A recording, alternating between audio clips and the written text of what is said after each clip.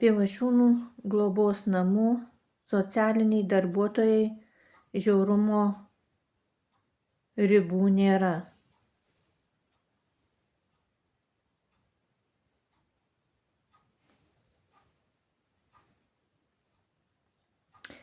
Pivašiūnų globos namų socialinė darbuotoja Eugenijaus pensija Alytaus Sodroje susitvarkė be Eugenijaus paso su pavogtu paso kodu.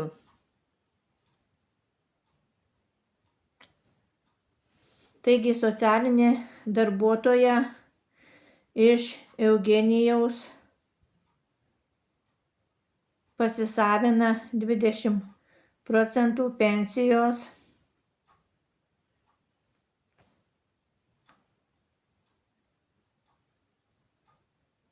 ir vienišo išmoką. Socialinė darbuotoja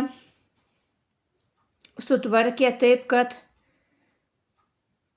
pensija ir vienišo išmoka iš Sodros keliautų ne į Eugenijaus banko kortelę, o iš karto iš Sodros į Pivašiūnų globos namų sąskaitą. Taigi socialinė darbuotoja tiesiog iš Sodros pasisavina 20% pensijos ir vienišo asmens išmoką. Kodėl socialinė darbuotoja nesutvarkė, kad Eugenijaus pensija iš Sodros būtų pervesta į banko kortelę? Nes visiems globos namų gyventojams pensija ir vienišo išmoką Sodra perveda į banko kortelę.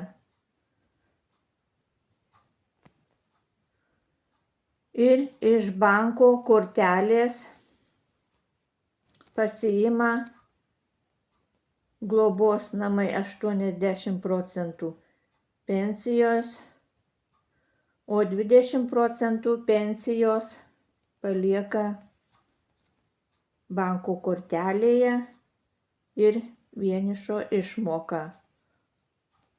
O Eugenijaus visą pensiją ir vienišo išmoką iš Sodros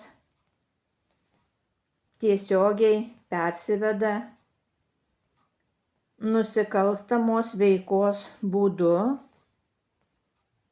susitvarkė pensiją ir Eugenijaus vienišo išmoką be Eugenijaus paso, pavogę Eugenijaus paso duomenis, vykdant nusikalstamą veiką. Socialinė darbuotoja ir toliau vykdo nusikalstamą veiką.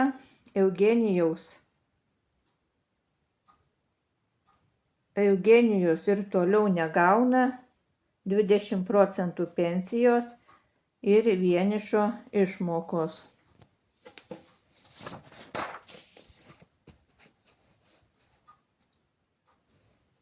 Gruodžio mėnesį, gruodis yra 13 mėnuo, kai Eugenijus negauna 20% pensijos ir vienišo išmokos į banko kortelę. Taigi iš viso per 13 mėnesių jis negavo 1950 eurų. Labai dideli pinigai. Socialiniai darbuotojai žiaurumui ribų nėra. Jinai ir toliau pasisavina kiekvieną mėnesį po maždaug 150 eurų ir toliau vykdo nusikalstamą veiką. Kalbėtis ji nenori su manimi, nes nenori atiduoti pinigų, bet vis tiek turės atiduoti. Vogti paso duomenis ir juos panaudoti, kad galėtų pasisavinti 20% pensijos ir vienišo išmoką yra nusikalstama veika. Ir kaip matot, jinai net negalvoja nutraukti nusikalstamą veiką. Ir toliau pasisavina 20% pensijos ir vienišo išmoką.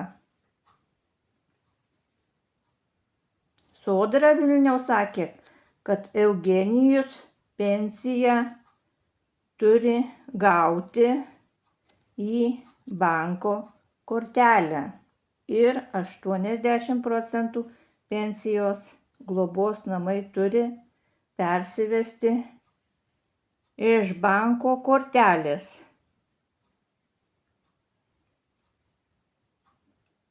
O 20% pensijos ir vienišo išmoką palikti banko kortelėje.